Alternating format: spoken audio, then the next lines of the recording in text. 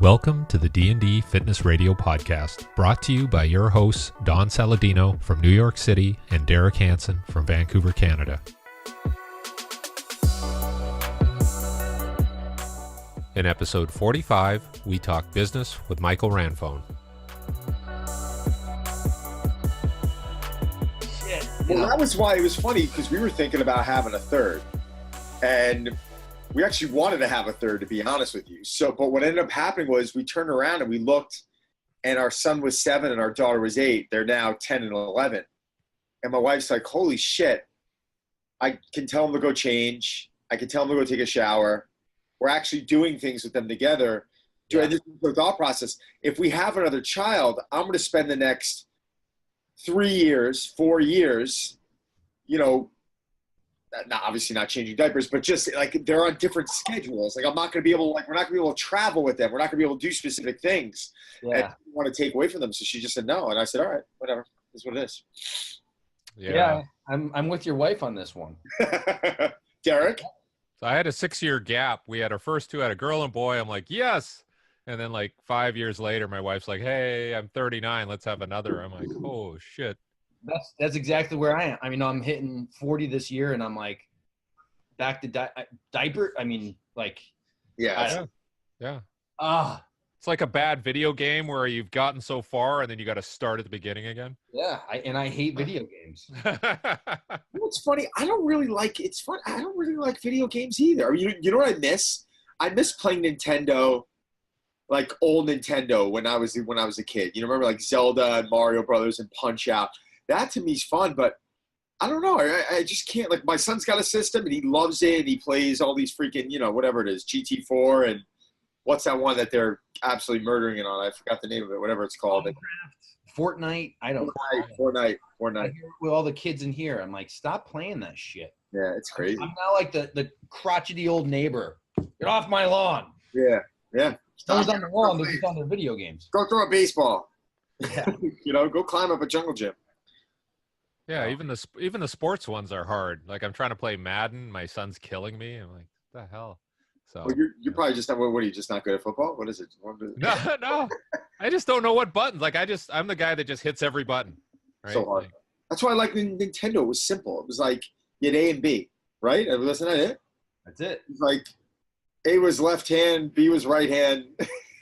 You had that four-way directional. It was simple. I mean, come on. What is this shit now? This is crazy. Not like you had to negotiate much either with an 8-bit system. Like you moved forward, back, up, and down. Like everything was right there on the controller. I missed that. Yeah. I missed that. We got my son one of those. What is it with the helmets? When it's virtual, like a VR unit for his birthday. Oh. And I'm walking in, he puts it on, and I walk in his room, and he's like screaming on the floor. He's with hands on the ground. He's like, I'm falling off a cliff. You're like, oh my God. It was hysterical. I don't know. We started. What are we talking about today? Are we talking about video games, Derek? Was that the topic? Yeah. It's a video games. I wanted to talk, like I talked to Mike last week, and we talked about a lot of things. But one was like where the industry is going in terms of not only like providers, but also like what about the clients and the people out there? What do they want? What should they want? And then, how do we provide that? Right. Because I think, we talk about it all the time, and you have all these people influencing on social media, and most of it's crap, but where should we push people? Where should we direct them to get better service? But they also like it, and there's a little fluff to it, and it's a little exciting, and how do we do all those things? So that's kind of the stuff I wanted to talk about from an industry point of view. Yeah, I know in your email you said something about, there's some stuff about youth athletic development. That too, yeah. PE. Like we talked about that a couple years ago. PE, what the hell is going on with PE? Right? It's non-existent. Yeah. I mean, so just to let you know, I think one of the biggest things missing in fitness is fun. Like people don't. I mean, that's if you tie things to failure or have high correlations, it's usually because people either don't know what to do, and when they do something, they don't like it. And that's training and nutrition. Like they think nutrition's a diet. So I can't eat anything I like or enjoy, and I have to do it for X amount of time. And then the comment of like, I'm going to do this hardcore diet. I'm just going to drink a protein shake a day for a month, and then I'll do something sensible. When I get to where I want, I'll do something like they already know what they should be doing, but they're putting it off. Right. So it's impossible ask of themselves to never get to sensible. It's absolutely ass backwards. I know. So, but it's been pretty, you know, it's funny because I've been watching, you see how Boyle's picking it up on social nowadays? yeah. Yeah. Like I actually love seeing it because it was, you know, I remember having breakfast with him at Perform Better last year and he was like, oh, we're doing it. And then now he's on every day. And it's actually refreshing to hear him because, you know, listen, fitness, I mean, we've all been in the industry around, 20 years now? I mean, more or less, right? I mean, we've seen some pretty, you know, volatile movement in the industry. I mean, God, when I got into it back in 99, I remember walking in Equinox, everyone's like standing on BOSU balls and doing all this crap and it's functional training. And, you know, suddenly bodybuilding became terrible. And then, Right. you know, it's just like, it's this constant war of like, who's smarter, what we should be doing and what we shouldn't be doing. And it's like, all right, man, like, fine. Is that like, Boyle said it, like, is the way I'm coaching be clean? Is it 100% perfect? Like, we're getting them off the couch. They're moving. They're productive. We're getting them into a good, healthy spot. And it's even like CrossFit. Like, what do I think of CrossFit? It doesn't matter. Like, do I think the majority of the CrossFit boxes are shit? Yes. Do I think it's better for people to be in a CrossFit box working on community and sweating or sitting home eating Cheetos? I mean, you know my answer to that. So I just think we got to relax a little bit. I think it's like you got the technique police and most of the people who are like someone looking at my feet the other day, like, oh, you're flat-footed, like you're gonna have knee problems. I'm like, dude, F off. Like, you don't know what problems I have. They're most of them are mental. They're not physical. It's just like everyone's the police. It's just annoying. You know, it's so annoying. So flat feet cause mental problems? Is that what you're telling me? Well, that would explain it. That would explain it. That would explain it. There's a course right there. Yeah, we could do it. Buy it. We start a new one. Someone would buy it. As long as you get some initials after your name, you better believe there's a market for it. Yeah, it's pretty crazy. So what is successful now? Like what how do you guys define success when you see something come out and when you see people following it? How do you define success? Is it followers? Is it money? Is it people getting fit? From a social media standpoint, or from like I'm not a social media guy. I'm really not that good at it. I'm a brick and mortar guy. So I think we can learn from each realm, but I think success is ultimately what you placed in front of your business and then created the business off of that definition of success. No different when someone walks in your door and says, hey, Don, I want to lose 20 pounds. And you could say, well, just don't eat for 2 weeks. So I think success is actually predicated off clarity, which again, like if you look at the fitness industry or even the performance industry, clarity really isn't part of the conversation because, hey, I started in the true strength and conditioning world, and it used to be all about squat, clean, and bench. So that was what you deemed successful at. So yeah, we saw a rash of injuries or the pendulum swinging to just powerlifting or Olympic lifting.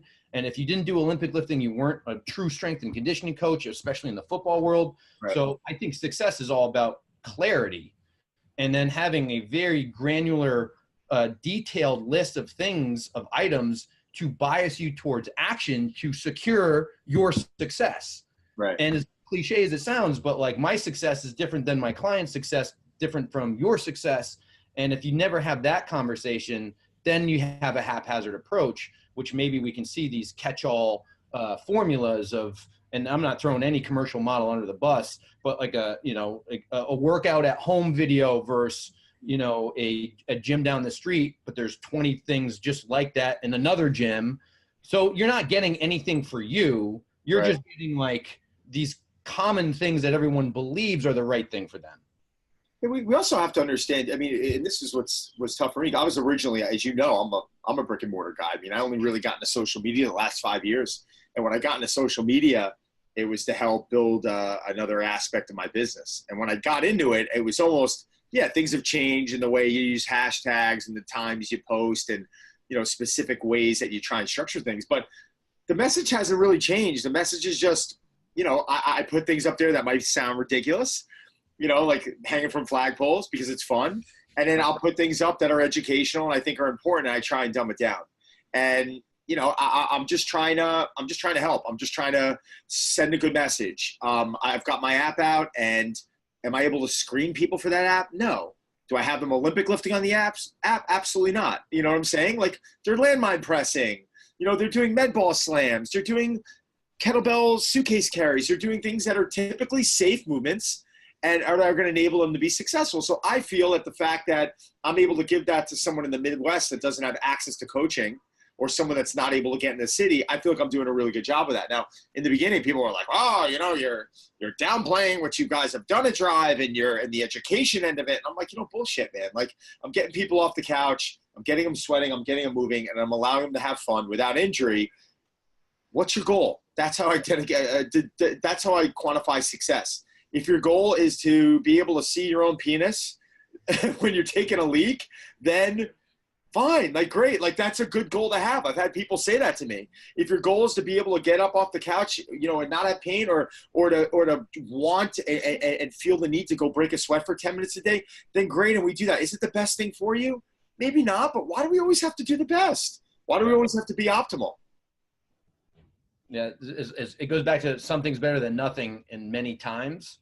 And like, isn't that somewhat like what GPP is? Like, just doing things that restore some semblance of health and well-being, you know, and like, with general fitness populations really need anything, they probably just need awareness first that they do have some ability to create or dictate their life, you know, that they shouldn't be relegated to the couch or fast food, or their options maybe just outside their peripheral vision that they don't even know exist, that if they knew about it, they would take advantage of it. So seeing like the low-hanging fruit on an app or an offering out there on social media that gets them motivated, that gives them a small win, that creates momentum, and then they ask the questions that are most pertinent to them, and then ultimately they shape their definition of success. Right.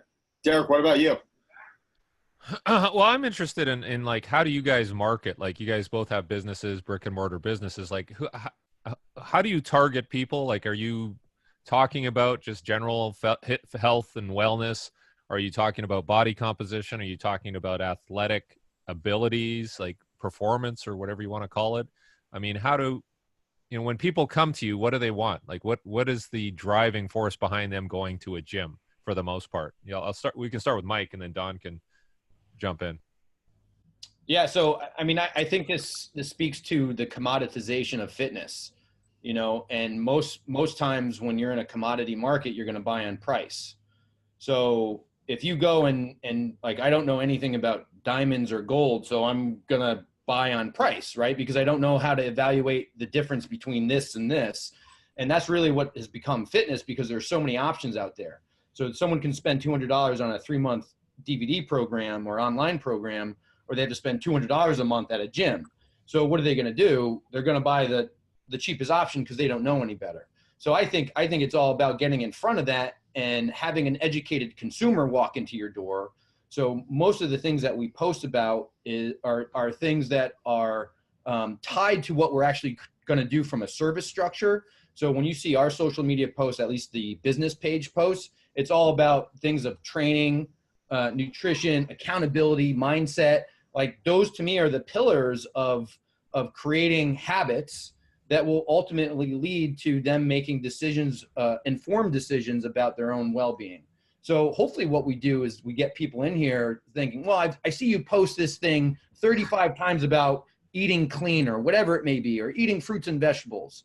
And then they see one of our ads that talk about, hey, do you want a menu? Do you want a workout plan that's built out for you? Come in our doors and like sit down with us for 30 minutes. So what we're really selling is the opportunity to talk to them about like their goals. But it's all kind of pre-framed, because if they follow us on social media, they know what we're talking about consistently throughout a week or a month's time. So when they do click on that button of like scheduling an appointment, they have an idea what that conversation is going to look like. Right. So it's not like, what do you guys do again? You know, like, how is this not CrossFit or Globo Gym or whatever? So we just try to create some kind of platform for people to get educated about what we're actually doing here before they actually step in the door here. Yeah, but Mike, do you feel like that you have to sell and really think about this, like a level of fluffiness? Like, I'll never forget years ago sitting with a guy who was struggling with a gym in the area, and I'm like, all right, describe to me what's your marketing? Sell me right now. And he's like, we take a 365-degree approach, and he starts like diving in and trying to sound all smart. And when all said and done, I was like, dude, like if I wasn't in fitness, I'd have no idea what you're even talking about. Yeah, I mean, I think there's some guys out there that want to overwhelm you with the amount of knowledge they have, and I don't think that helps them that much anyways, because people don't want to be intimidated. They want to be accommodated. So something that we talk about is like turnkey approaches, and everything that, and when someone comes in or someone asks us a question about what we do, it's like, we're going to lay out your first 4 to 6 weeks. So there is clarity and there's a certain level of expectation that they have coming in, but what we're actually giving them for their time or their money. So we say, here are 3 big rocks of our program. There's a training piece, there's a nutrition piece, and there's accountability piece. And then we have a discussion about how those interact with one another to secure that we can at least produce X result. And if they like that, then they commit to a certain amount of time. We give them the materials, we give them, we assign coaches to them so that it's not necessarily personal training, but you're getting personal touches where we think are the weakest link or the most likely areas where someone's going to fall off and not feel like they're either getting traction or getting knowledge to make better decisions for themselves. Right. So I guess, I mean, like fluff to me is just, that's marketing. Like marketing is the wrapper, right? So no matter if you're a high level athlete, a soccer mom, or a teenage athlete, you're going to get 3 things in my gym. You're going to get training, nutrition, and accountability. At what level, that's the service structure. Those are the tiers. And we have something for everyone. So if you want to spend $165 a month on X, you're going to get those 3 things. It's vastly different than an $800 a month package, but it's still those 3 components. Those are our non-negotiables when we're talking about like how we think you're going to be successful here. But again, it's framed to what they want. Like if you want to lose 20 pounds, I'm cool with that. If you want to throw 90 miles an hour, I'm cool with that. So it's not about what I think, it's about this is what we do, and we're going to fit your idea into what is right for you into our systematic approach and try to yield X results in a certain amount of time. Derek, do you feel more, the people coming to you are way more specific with their goals? Because I mean, I know Mike. I mean, Mike, you're dealing with a lot more high school kids than I think I am. Correct? Right? Me, I'm probably dealing with a little more of Wall Street, if you might say. I think that's probably, but I mean, I know now you're dealing with a lot of them also, so I think it'd be unfair to me to say I'm dealing with more in one area, but I do believe that you're dealing with more high school kids than I am. So I think the general public that comes into me, it's a really like a lot of people, they want to swing a golf club faster, or they want to drop some pounds. It's more GPP work. But listen, if we have to design, if we have to customize a specific program for a targeted goal, then yeah, absolutely, we're going to be able to do that. But Derek, do you feel your clientele is very like, all right, they're coming to you to just, they got to get from point A to point B a lot faster? Yeah, like it's going to be a very niche market where it's the parent that goes, my kid needs to be faster, right? And that parent has a significant amount of disposable income to have me there one-on-one. And then I'll get rehab cases that are very specific too, where it hasn't worked with somebody else. So I get those people down the line. And it's, but I mean, it's either, again, I'm either working with the pro team and teaching their staff how to do stuff, or I'm going to get those types of clients who know I've worked with the pro team and know they're getting a certain level of service to address their specific concerns. So, yeah, it's, people find me. I'm not necessarily going out there marketing and advertising. People will find me if they want my help. So it's different. It's a little different. So, but I'm definitely interested in the other models, because if the problem with me is that it's hard to grow from what I do, right? It's hard to scale it. So I'm always interested to hear other people's experiences and how they've scaled what their expertise is and how do they offer it to the masses. So that's why I talk to Mike a lot as well. So interesting. Interesting. I love it. I think all of us can learn from each of our experiences, right? And maybe there's a new model out there that we haven't really touched on yet, but you know, and then, you know, like your app and the online piece and the social media piece is interesting to me. Like we talked about doing like this interactive online coaching thing, and that kind of stuff's interesting because now I can access a larger audience to provide very specific training, right? So that's kind of what I'm looking at next, is how do I bridge the gap between sort of I'm not a brick and mortar, but you know, the one-on-one in-person stuff to how do I reach a broader audience, right, and help people. So listen, the digital end, I mean, it's such a, I mean, everyone's like, Don does digital, he does that. I'm like, listen, it's such a fraction of what I do. I mean, this is my bread and butter. This is where, you know, I've got 400 active members and been here 14 years now. I mean, it takes time with the digital, and especially we've been trying to work on the subscription model. It takes time. This is not like if you build it, he will come type of thing. But I think at the end of the day, you just, no matter what your message is, you just got to stay true to it. And you just have to not get blurred by all the other fluff around you and all the people from a social standpoint, and how they, like my talk or perform better is getting to 1 million followers really necessary?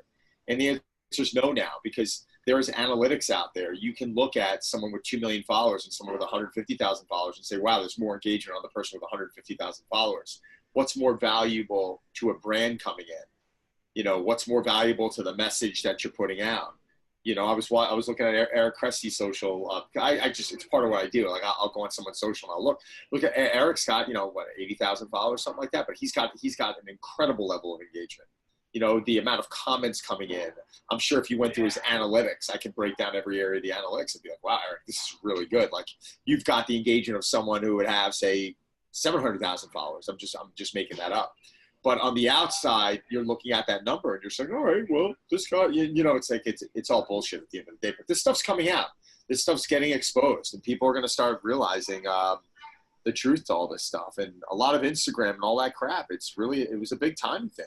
These guys with 7-8 million followers, they got into it at the right place at the right time. And they're making a lot of money because of it. Yeah. What do you think, Mike? Like, I know we talked about you being very focused locally and with your business, but are there times you're like, okay, well, maybe I could expand, you know, on a digital level? Is it worth my while? Is it an interest? Is it necessary for your business to be more viable? What do you think about that? Well, I think it comes back to, you know, like the scalability of it, right? So so from a brick and mortar perspective, like if I start scaling digitally and I acquire 1 million followers, let's say, like what does it actually do for my brick and mortar location? So Don hit the nail right on the head where he's like, well, if you have engagement on social media, that means you're doing the right things. But that's more or less just in that bucket, where it doesn't mean that you're going to get some carryover in your brick and mortar. It doesn't mean that you're going to get it, right? Right. So my thinking is if I spend all that time acquiring virtual customers or prospective clients online, I must have something to sell them to monetize my efforts. Right. Whereas if that's let's say just 20 hours a week, I got to do that for 8 months to get somewhere.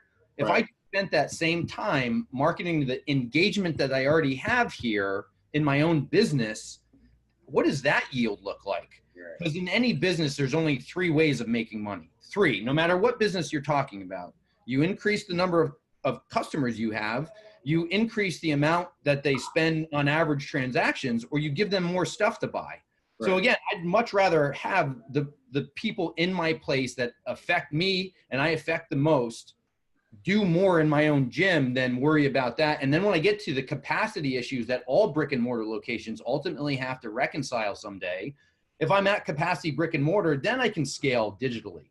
Right. My digital product will be way better anyways, because I'm not putting, you know, the carriage in front of the horse, so to speak. So, but it's all about it's the success question again. Like, what are you defining? Like, I'd rather have a small membership that is incredibly engaged, meaning they love our program. They have a long life cycle here. They bring their family, their friends, and, you know, and have those dividends show up rather than me worrying about, well, how many people liked my post on, you know, my son's karate class the other night. Like, I'm just not as concerned about that right now, with the development of my business in my business. Yeah, but that's what I'm saying. I don't think, and that's where I think a lot of the misconception is. I don't think that the need needs to be on, you know, how many likes or how many followers you have. I think I think social is much more simple than most people lead on for it to be. I think just like you have your pillars in your business, right?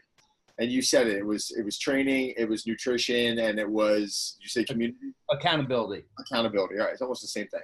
So my whole thought process is, and very simple, like those could be your 3 pillars. And you can have some intern right now or someone working for you who's just accumulating content and just every day putting up a training post, a nutrition post, and something showing community accountability, something of what you guys do. And just every day getting into this monotonous, you know, I'm giving content, I'm giving things. And we call them cookies. It's like you're giving away cookies. You're giving away some valuable training information. Like Derek's giving away valuable, well, this is telling me today, this is how you strike the true form belt. And these are things we're going to work on next week when I'm coaching you running. And you just give that away. You just suddenly out of nowhere, Mike Ranfone starts becoming the person. And out of nowhere, it will lead into your brick and mortar. And it's just much easier than people think. I think the people get it. They start focusing on the wrong things. Like you said, like they're living and dying by every post. I'm like, dude, relax, man. Like, it's just, you know, it's a crazy algorithm too. Like, you know, Instagram now is allowing people to see like 1 in every 6 posts is showing up in your feed. They're not even seeing every post anymore, which is why you're seeing engagement drop, which is why I'm getting phone calls like, why aren't people liking my pictures anymore? Why am I getting less views? I'm like, dude, chill out. Just keep putting out world-class content. And it's going to all be okay. But, yeah. Do you guys find that retention is more important than acquisition of new members? And like, how much time do you spend on each of those things? Ooh, Mike, you go ahead. Yeah, I mean, so I think, well, it depends where you are in your business cycle itself. So if it's always going to be about capacity issues in my estimation about running any kind of business. But if you're at 30% capacity, you probably more focus on the acquisition process because your sessions are limited. Certainly your overhead doesn't change based on so you want to make sure those margins become more favorable over the long run. However, probably the longer you're in business, then retention becomes the bigger issue because the most expensive part of the client's life cycle is the acquisition process. So you don't want to spend, let's say you have a budget for $5,000 a month on getting 100 people in the door. So that's what, $50 a head, right? To get a person in. Whereas if you just fulfilled your services correctly, you retain them.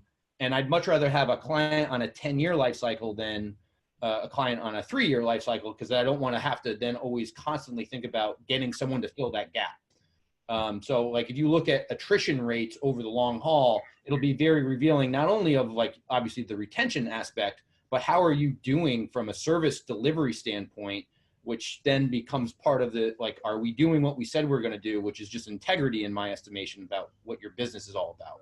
So then maybe you can talk about results, like how much weight did that person lose? How much injury prevention did you provide or performance gain did you provide? And then you can go to like the nuts and bolts of what your system looks like or your product looks like.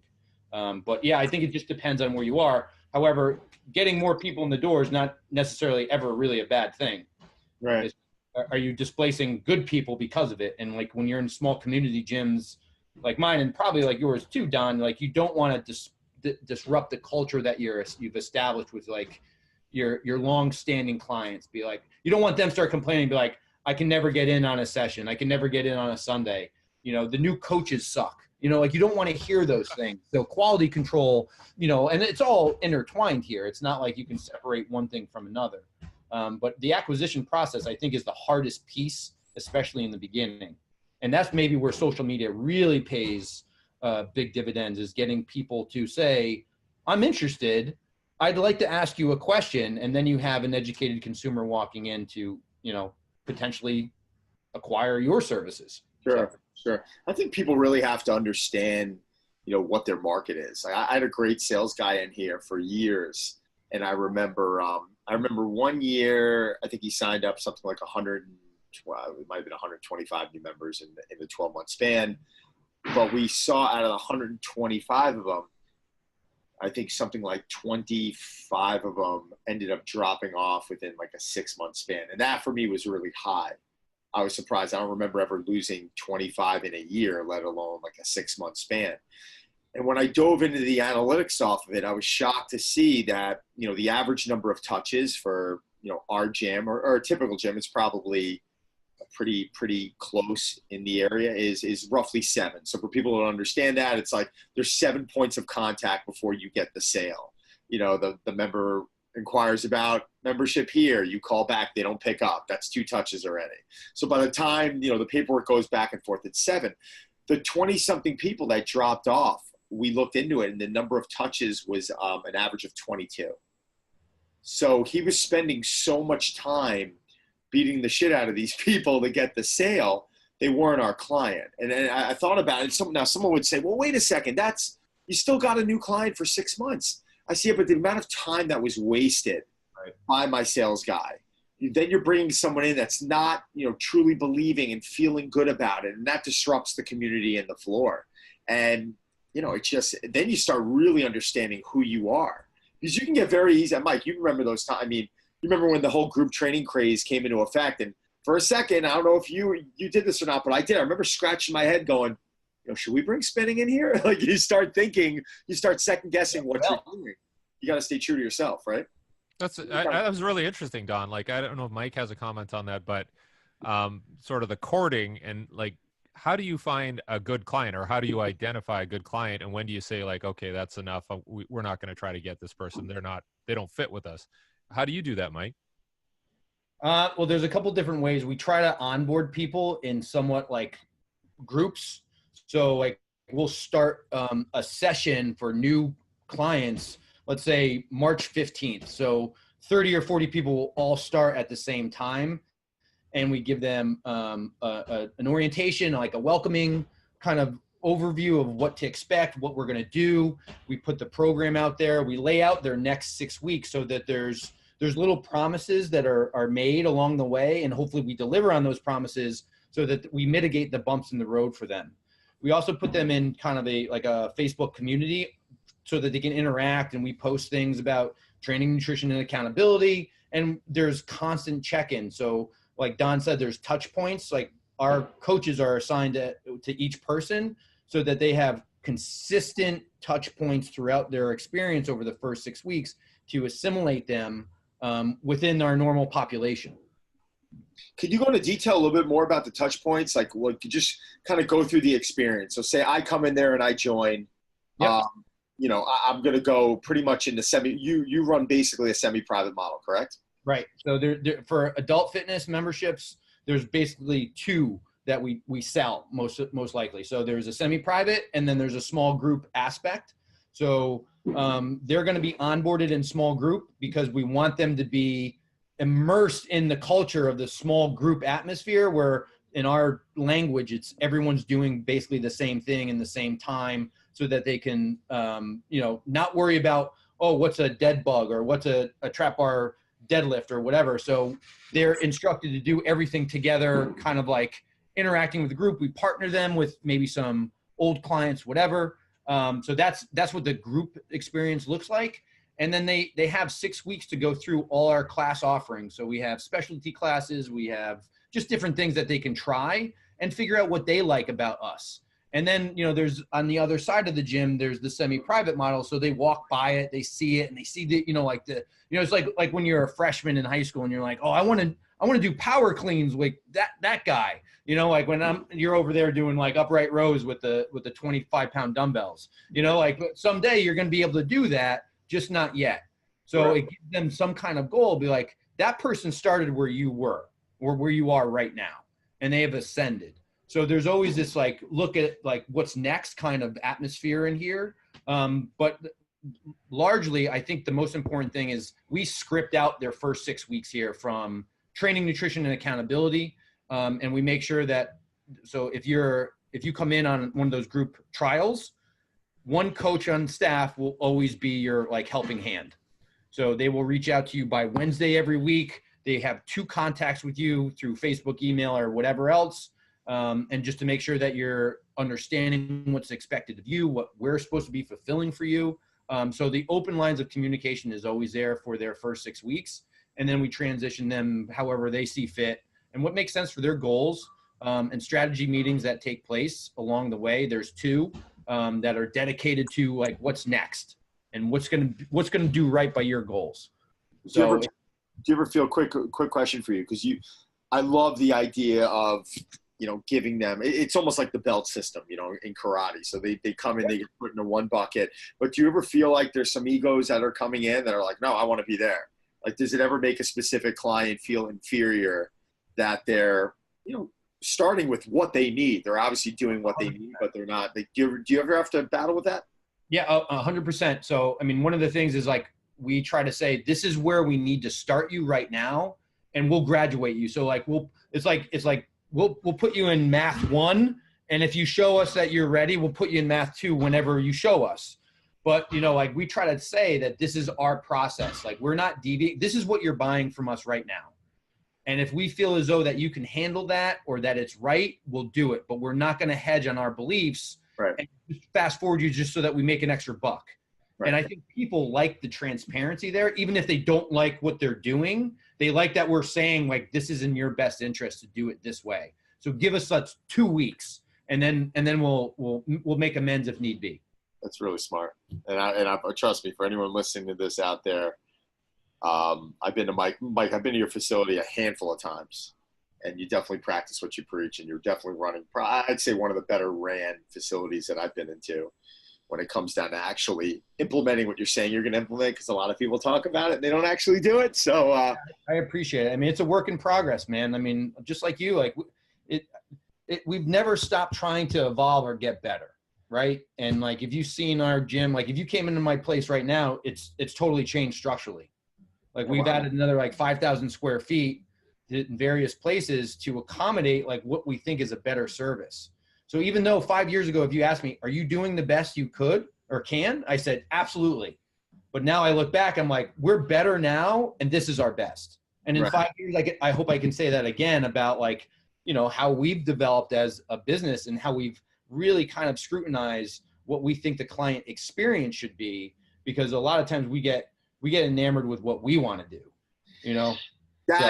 That's another thing I wanted to chime in on. It's finding that balance, right? I mean, you have to recognize what the client needs, but on the other hand, you got to stick to what you believe in a little bit, right? Without a doubt. So what's next? I mean, you've been doing this now for how many years? In the current space that I'm in, I've been here 9 years in June. So before that, what was the space before that? So I was grouped with a baseball training facility right next door, and then I rented, or I subleased from them for 2 years, and then I had enough clients where I didn't need part-time space. I needed full-time space, and that's when I really got into the process of like truly opening a business. Right. Like I joke, I was like, I owned a job for a while. I had a job, I didn't have a business. I had an LLC, but I owned a job. Right. And a job that no one wanted. And then, when the opportunity presented itself and, you accrue a certain amount of people and business, like you're like, well, I gotta scale this somehow. I gotta structurally and functionally change. And that's when I got into my first space. It's the same space. It's just, we started at 4,500 square feet. And now we're roughly 12,000. And we're looking for the next. Big. When I was in there, I thought you were about 5. What was I in there last? 4 or 5 years ago, maybe? What were you? Were you, did you have that additional square footage yet? No. And we also took down the partition. So like we had about 8,000, but it was separated in almost like 2 halves. And then this December, we took that down. So now we have 10,000 open. We have 2,000, a separate room for our small group training. And we're looking at another 5,000 come June. So, I'm supposed to be heading up north, I think, in 3 weeks. I might take a stop by and come visit you. Anytime. Yeah, it's awesome. It's awesome. So now, I mean, so it seems like you're still very hands-on. I get it. But you have an exceptional team working for you. Yep. You go on the road when you have to. It's not like it's going to live and die by, your presence every second, which shows that you become a businessman, which is the ultimate goal. Right. What do you do now? But I see you're on the road. I see that you've been working with Spina, the FRC guys. You're doing a bunch. Can you talk about that a little bit? Yeah, it's so, I mean, I just had, it's funny because I was talking to Derek about this the other day. So I was on a pretty extensive road stint for like 3 months, and I really just kind of got burnt out. And it's kind of this in the same vein as if you focus so much on these ancillary aspects of your business, well, what's happening to your actual business? And I felt like, with the way that we were growing, just in the last year, I've doubled my staff, put another 4,000 square feet of usable space. So like our membership's growing, especially on the adult fitness side. So I had so many balls up in the air. I was like, I gotta streamline some stuff. So I'm actually taking kind of like a sabbatical from all things outside my gym right now. So all my consulting, all the education, all that stuff, I've just said no to, and I've had to make some tough calls with people I've had relationships with and said, hey, I'm putting everything on hold until I get my business exactly where I want it to be, which might be never. But like if I don't do my due diligence in the brick and mortar location, it can't possibly become what I want it to be or close to what I want it to be. Right. You know what I mean? So all this stuff is, and this is like the good to great kind of idea is like when you have to go from bad to good, you say goodbye to bad shit. When you go from good to great, you have to say goodbye to some of the good stuff too. Right. And that's what I'm kind of in the process of eliminating, just things that I just have to say, not right now. It's not the wrong thing. It's the wrong time. Yeah, no, it's different. It's funny. It's different decisions than you would have made 10 years ago. I was on with a few brands recently, and they were giving me offers that I would have jumped on 10 years ago. And now I'm like, well, wait a second. This is going to take time away from this. And, it's going to dilute the overall, goal here, which will always be drive. I mean, yeah. And it's a good place to be, but you got to be mature about it. Like for years, in a bunch of my talks, I was saying, you got to throw balls in the air, and yes, in the beginning. And then at a certain point, you're going to have enough things in play where you got to now say to yourself, all right, no more ball throwing. It's time to choose which ones in the air are you going to grab? Are you going to hold it, tuck in, and are you going to really focus on? Otherwise, if you got too many in the air, it's going to dilute everything. Yeah, totally. And some of it, like it's the grass is always greener. Like, oh, this thing could blow up. Well, if it takes 10, 15 hours a week, and if you just reallocated that into your business, you have the thing that's going to blow up. You just got to put the time into it. Right. It's very much along the lines of like the signal versus the noise, right? Like if you start to just focus on the signal and start blocking out, like the signal doesn't change, but because you've dampened the noise, the signal becomes stronger. So I think that's really where I am from a business perspective of like, man, I've been looking at all these other places when I had it right here. Right. So the, my New Year's thing was for the next 6 months, I'm only working on my own business. Derek, sorry, man. I know I'm rambling right now, but it's refreshing to hear because everyone I'm around, everyone I've been around, everyone's so focused on the quick buck or what seems easy or, from a digital, you hear digital. It's hard. I've been doing it for a while. It's hard. It does very well, but God, if you compare Drive to what I'm doing on my app, it's not even close. Could I could live if I wanted to quit everything and just focus on my app. Right now, I could very easily support my lifestyle on that, which means I'm doing okay. But in comparison, I better not forget about what Mike's talking about. Mike, we're brick and mortar guys, and you don't hear much of that anymore. No one really wants to get into that. And it's really funny that you say that, Don, because I don't know how many followers you have at this point on like Instagram, but how many? 6 figures? Yeah, I'm like 150 something thousand. I think on Instagram.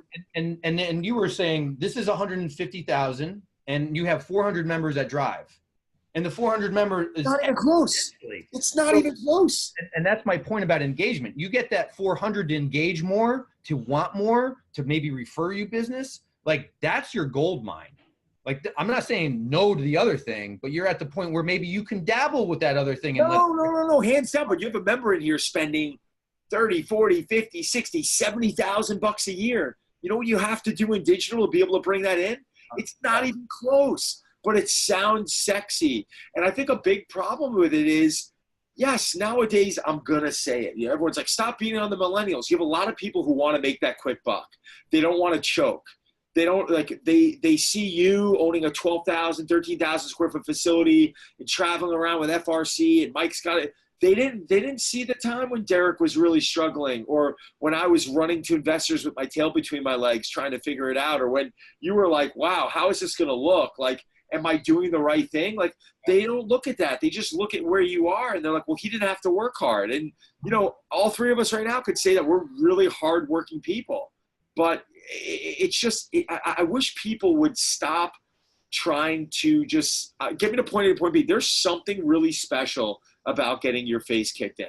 There really is. I mean, looking back on the bad investments I made, the time that I put in that I didn't get a return on, you know, poor choices, say what you want. I don't regret any of them. I really don't. I mean, it made me who I am. I would never have learned what I learned if it wasn't for that. And what about you? I mean, do you feel the same way? Derek, do you feel the same way? Yeah, like I had this conversation with somebody about business, and they were like, like I'm swinging at all these balls, and at some point I'm going to hit a home run. And it's like, well, why don't you just get on base? Like you're a baseball guy, right? Like, why don't you just like bunt a few times or just get a single and like get guys on base and move them around? But you're like swinging at all these things that you shouldn't have any business to hit, right? So it's amazing how people, Mike, to getting to that right now, because that was what Derek just said. When I bought my last gym, I remember one of my investors looked at me and he's like, what the fuck are you doing? I said, what are you talking about? He goes, this was like, whatever it was, 5 years ago, whatever. He's like, you're talking about, you bought a new gym, all right? You're talking about digital. You're doing all these branding deals. Yes, you're making money off of them. Where do you make the majority of your money? He literally is like holding me by my shirt. He's like, what's your bread and butter? I'm like, Drive. He's like, you haven't mentioned Drive once. Yeah. And I learned the hard way. Yeah. I got my face kicked in. Luckily, I was able to make some really good decisions at that point. I had a really good support team, and I got myself into a really good spot. But, man, I'm never going to make that mistake again. And people got to understand, sometimes, and you said it, you've got something in front of you that's special. Stop looking for something else. Just go beat the crap out of that until it's gold, 100%. I mean, 3 months ago, I was actually a signature away from starting a second location. And it was right in the middle of all this travel. So I remember I went to a zoning hearing Thursday night to jump on a plane to San Jose the next morning. And I'm like, okay, it's going. And like, when do you make bad decisions? When you're tired, when you're distracted. And like, all of a sudden I was like, wait, well, hold on. What am I signing right now? Yeah. What am I doing? I'm not even like, I'm not even the place where I really want this business to be. So I'm going to open up a second one and start that from scratch to do what? To actually, like, that is so nonsensical. It's absurd. But if you don't stop and like just breathe and look at it, and you're like, wow, that's not the right thing right now. It's like having kids. Yeah, very much. You can't doubt it. You cannot doubt it. Anything I got involved in the past that failed, there wasn't this 100% feeling of certainty. Like I believe like this is gonna work. Like I'm gonna make this fucking work. A couple of times I got involved in things and I was like, I can make this work. No. That was two completely different ways that I just delivered that answer. Not I can make, no, I've got to be certain. If I'm going to jump into that second level, if I'm going to open that second location, I better be like, no, I am all in. Like none of this half-ass stuff. And that's part of the problem out there. People don't have that feeling and they second guess it. You can't second guess it. If you're second guessing yourself, then you shouldn't be sitting in the chair. You shouldn't be wearing that boss's cap. And if you do make that bad decision, probably the most flawed character trait is we'll make it work by all means necessary. So yeah, you sacrifice the business you have, you sacrifice the family you have, and then you piss away time, which is, of the greatest opportunity cost that we have is that you get rid of your time. I'll just do it on the weekends. Yeah. I'll do it and then your quality of life diminishes and you become a cliche. And it's just like, just focus on one or two things, kill those things, kill them. And then don't you think if you just did this is what I was saying to myself, if you just did your first business better and right, don't you think the second one would be easier? It's not going to make the first one easier opening up the second one when the first one's not there. So it's just the grass is greener. It's bigger. It's better. It's got to be, American way. I believe. Derek, we should think about extending our podcast time in the future, because I could be on the mic for a couple hours right now. I got a bowl for an appointment, but Derek, anything else you want to jump in on? No, I mean, this is great. I think there's a lot of good takeaways here that, I mean, both on the business side, but also on the client side and what they're looking for when they're going and shopping around and trying to find a place or a community to join for their fitness. Like, I think it's all of these things are important. Mike, I loved the things that resonated that you just kind of dove in on today is, having balls in the air, but recognizing when you got to just start, all right, man, it's crunch time. Let's not dilute the main cash register here. Let's not dilute what we really need to be focusing on. You see many of businesses crash, and I think closing out, getting into how do we quantify success. Some of the most successful people I've ever met in the world, Fortune 100 guys, Forbes list. They look back now, they're like, man, I didn't have time with my kids. I missed them growing up. I mean, you got to ask what's important to yourself. I think at the end of the day, to simplify things, if it's important for you to go, become a billionaire and be away from your family, then great, go for it. It's not who am I to judge that, but I think you just got to ask that question before you even jump into anything. It's funny you mentioned that, because I was just having a conversation, with my financial guy, and everyone walks into his office and he asks a simple question: what are the two most important things in your life? And they all say, like 99% of them say, my health and my family. And what are the things that are suffering most? His health and the family, because he's making all this money, and like it's incongruent with what they're actually saying. So it at some point there's a disconnect between actually having a goal, if it means anything to you enough to make a change in your lifestyle, and knowing that like maybe not having that next deal or that next item on your to-do list is more important than the time spent with yourself or your family or whatever else. And again, it's very cliche, but it's true. Well, if it's all right with you, Derek and Mike, can we do a part 2 one day? Can we pick this up in a couple months, a few weeks, whatever works for you, Mike?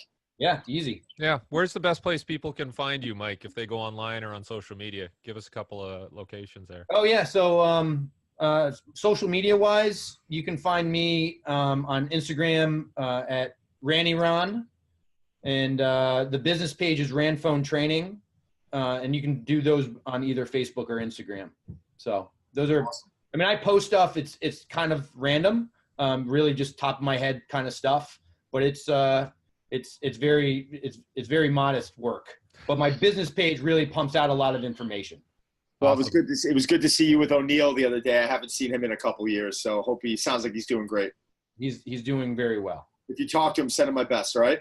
I will. All right, guys. Mike, thanks again. Derek, thank you. Don. Take care, buddy. Take care, guys. Pass.